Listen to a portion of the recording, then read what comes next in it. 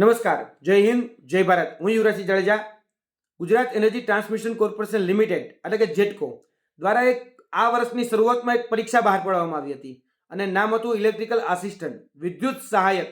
આ વિદ્યુત સહાયકની જે ભરતી બહાર પાડવામાં આવી તેની પ્રથમ પરીક્ષા એટલે કે પ્રેક્ટિકલ પરીક્ષા માર્ચ 2023માં લેવામાં આવી હતી.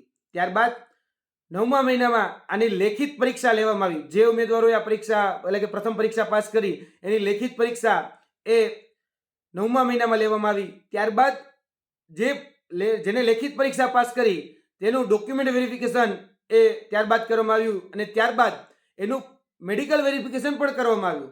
જ્યારે નિમણૂક પત્ર આપવાની વાત આવી જેટકો દ્વારા ત્યારે જેટકો અચાનક જ બ્રહ્મ નિંદ્રામાંથી જાગી અને કહ્યું કે જે પ્રથમ પરીક્ષા લીધી હતી એટલે કે જે પોલ ટેસ્ટ લીધો હતો એમાં ક્યાંક સતી જણાણી એને એટલે કે ક્યાંક ગેરરીતિ કે ક્યાંક ગડબડની વાત એને સામે આવી.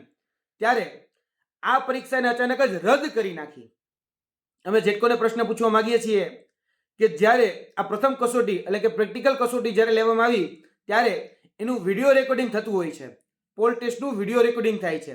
આ પોલ ટેસ્ટનું વિડીયો રેકોર્ડિંગ જે તે સર્કલમાં ને જે તે ઉમેદવારે ગેરરીતિ કરી એનું વિડીયો રેકોર્ડિંગ પહેલા તો જગજાહેર કરવામાં આવે અને તેની સાથે સાથે આ પોલ ટેસ્ટ લેવામાં આવતો હોય ત્યારે junior engineer, deputy engineer, executive engineer જેવા ઉચ્ચ અધિકારીઓ આમાં નિરીક્ષક તરીકે, તપાસ અધિકારી તરીકે કોઈ વ્યક્તિ ગડબડ ન કરે અને યોગ્ય માપદંડો સાથે પરીક્ષા લેવાય તેના માટે તેનું ધ્યાન રાખતા હોય છે.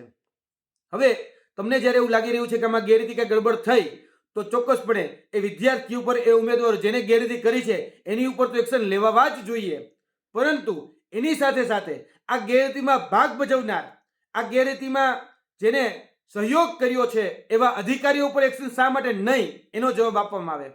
કેમ કે જે તે તપાસ અધિકારી હોય અથવા તો જે તે એના નિરીક્ષક હોય તેને પણ ક્યાંક ને ક્યાંક આમાં ભૂમિકા ભજવી હશે તો તેવા અધિકારીઓને પણ સસ્પેન્ડ કરવામાં આવે.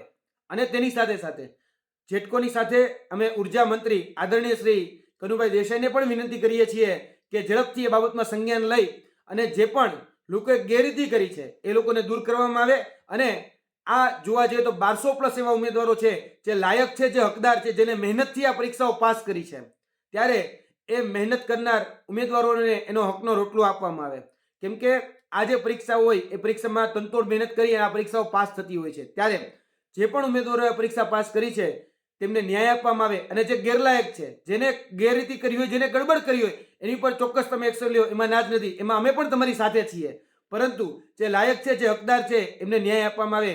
આગળના દિવસોમાં જો કહી શકે કે આમાં ન્યાય આપવામાં નહીં આવે તો ચોક્કસપણે અમે આવેદનપત્ર, નિવેદનના માધ્યમથી આગળ વધીશું.